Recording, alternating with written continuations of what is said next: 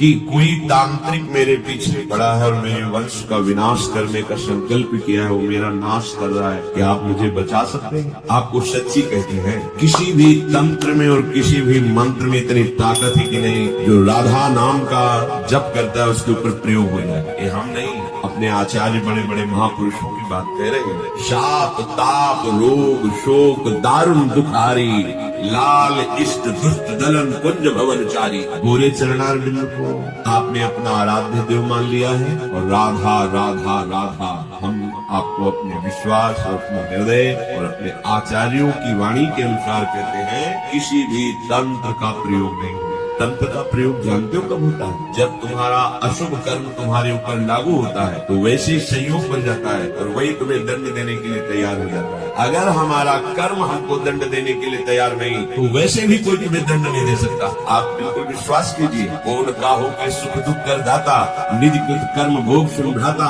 यदि तुमने किसी के वंश का विनाश किया है किसी जन्म में तो तुम्हारे वंश का विनाश होगा। वो नहीं तो तुम्हारा कर्म करेगा। अब तुम्हारे कर्मों का नाश कौन कर सकता है? नाम नाम अनुल्लिख्यानंतान अपराधान मधुपतिर महाप्रेमा विष्टस्तो परम देयम विंसति तवैकम श्री राधे गृणत ही नामामृत रसम। ये राधा नाम यदि उच्चारण कर मान लो हमारी प्रार्थना तो तुम्हारे कर्म तुम्हें दंड नहीं दे पाए। कोई भी इस त्रिभुवन में ऐसा पैदा नहीं हुआ कि तुम्हें कष्ट दे सके। तुम्हारा कर्म लागू होता है, वो कोई रूप रख सकता है, किसी भी व्यक्ति के दिमाग में बैठ सकता है, कोई भी घटना घट सकती है, तुम्हारा ही कर्म है, कोई दूसरा नहीं। तुम सोचते हो मैंने कोई अपराध नहीं किया, ये तंत्र के द्वारा मुझे नष्ट कर रहा है। भूल जाओ, तुम्हारा कर्म तुम्हें दंड दे रहा है। उसी कर्म का विनाश करने में समर्थ है भगवान नाम, प्रभु का नाम। और प्रभु भी जिस नाम को जपते हैं वो राधा राधा राधा। नाम संकीर्तनम यस्य सर्व पाप प्रणाम, जिते विनायक शुभ शुभ विघ्न करे नहीं कोई, विघ्न करे नहीं कोई, डरे कलिकाल कष्ट है। जो आनंद पूर्वक प्रभु का नाम प्रियाजू का नाम उच्चारण कर रहा है, जितने भी शुभ विनायक अशुभ विनायक सब भयभीत हो जाए। हरि हरि नाम जपत जय, उसकी कोई पराजय कर सकता है? बड़े बड़े यक्ष पिशाच गंधर्व राक्षस सब थर्राते हैं। जिसकी जिह्वा पे नाम होता है भगवान उसके अधीन होते हैं, दिव्य शक्तियां उसकी आसपास रक्षा करती है। तो आप लोगों को अध्यात्म से मतलब ही नहीं है, बस मनमानी आचरण करना, भोग संग्रह करना, भोगना। और जब कर्म लागू हो गया तो अज्ञान के कारण हम आरोपित करते हैं उस व्यक्ति ने मुझे सताया। अगर वो व्यक्ति सृष्टि में ना हो तो मैं सुखी हो जाऊं। ऐसा नहीं है, तुम्हारा कर्म दूसरे रूप में आकर के दंड दे दे। वो बहुत रूप धारण कर सकता है, किसी व्यक्ति का, किसी अस्त्र का, किसी घटना का, किसी रोग का। इसलिए आप हमारी प्रार्थना मानिए। पहले ये छोड़िए कि तुम्हें कोई कष्ट दे सकता है या दे रहा है, वो तुम्हारा कर्म ही है, किसी भी रूप में आ सकता है। कई बार सुना है कि एक गौतमी नाम की बहुत बड़ी तपस्विनी थी, उनके एक ही पुत्र था, उसको सर्प ने काट खाया,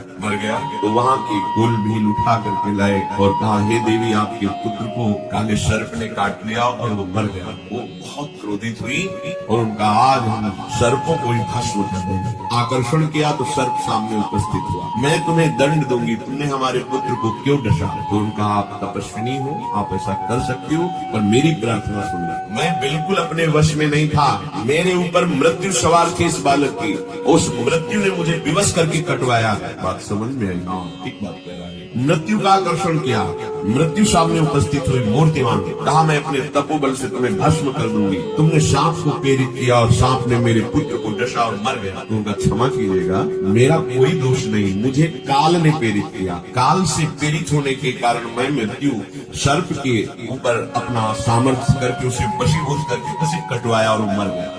ये बात सुनिए, काल का आकर्षण किया, काल भगवान उपस्थित हुए, आपने मेरे पुत्र को क्यों मरवाया? तो तुम्हारे पुत्र के कर्म से मैं प्रेरित हूँ। काल किससे प्रेरित? तुम्हारे कर्म से, अर्थात तुम्हारे पुत्र के पूर्व कर्म से काल प्रेरित होकर काल ने मृत्यु को, मृत्यु ने सर्प को और सर्प ने डस लिया। तो जब हम विवेक से मूल में पहुंचते हैं तो हमारा कर्म ही हमको दंड दे रहा है, कोई दूसरा नहीं। ये विश्वास कीजिए, आपका कोई कर्म है जो आपको दंड दे रहा है, आप कोई साधारण नहीं भगवत आश्रित है, तो आपको कैसे कोई दंड दे सकता है? इसलिए एक उपाय है कि आपका वो कर्म नष्ट हो जाए जो दंड देने के लिए उद्यत है, उत्साहित है, वो है भगवत नाम, भगवत आश्रय। जिस समय आप अपने आप को और अपनी मानी हुई समस्त संबंध और भोग सामग्री को प्रभु के चरणों में समर्पित कर देंगे, अब किसी की ताकत नहीं कि वहां मनमानी कर सके। वो जो भी होगा प्रभु के विधान से होगा, और प्रभु के विधान को शरणागत सर झुकाकर स्वीकार करता है, चाहे वो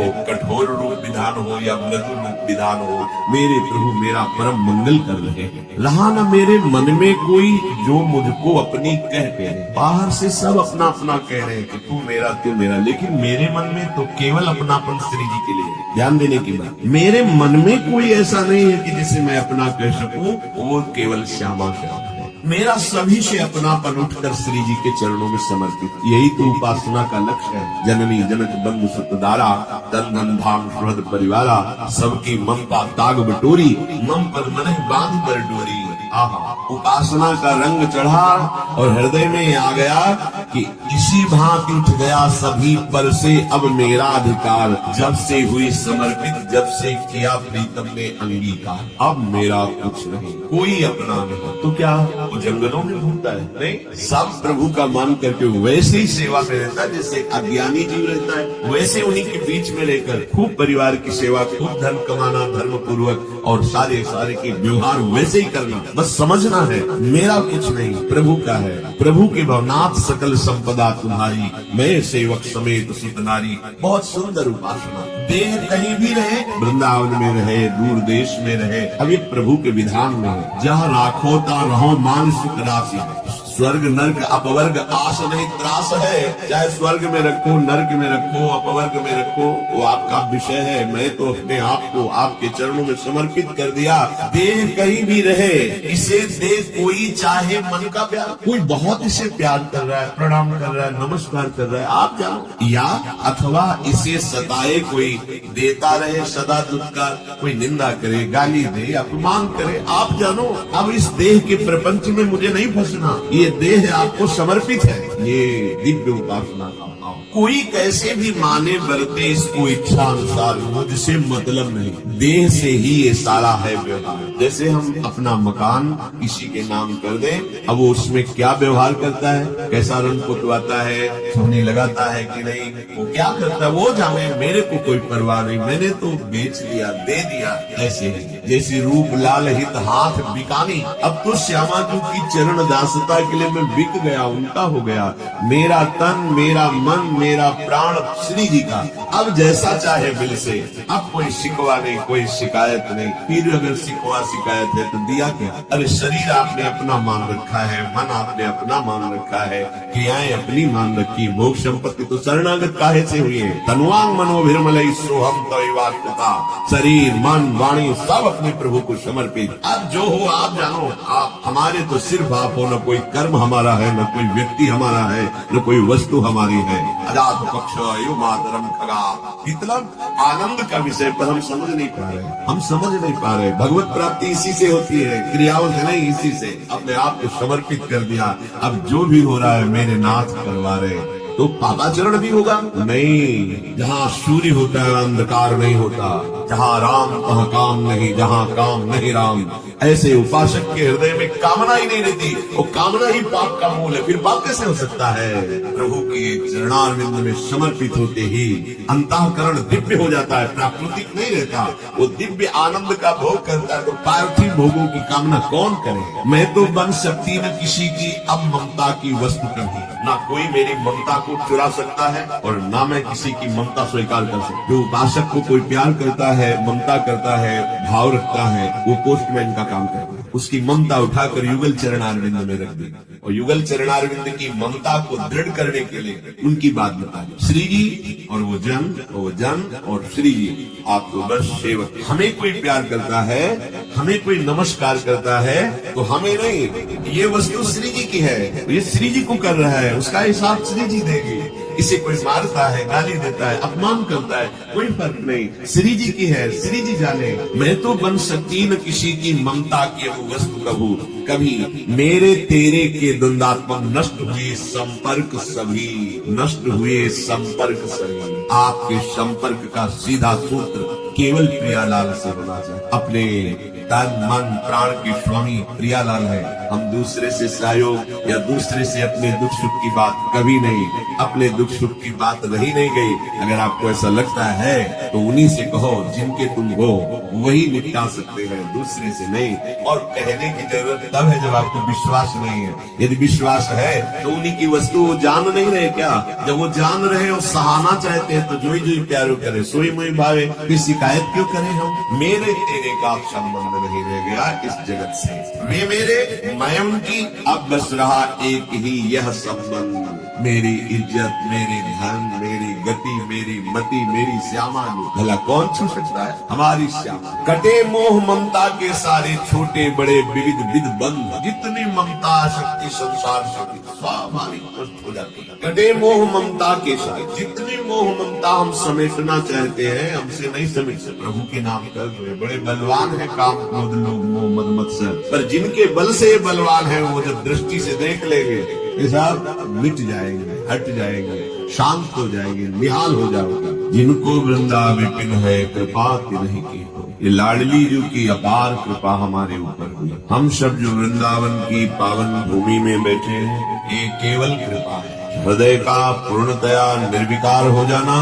ये केवल कृपा है। हृदय का प्रेम से परिपूर्ण हो जाना ये केवल कृपा है। प्रियालाल की प्राप्ति हो जाना ये केवल कृपा है। कहीं भी अहम के द्वारा की हुई साधना से ये सब प्राप्त नहीं होता है।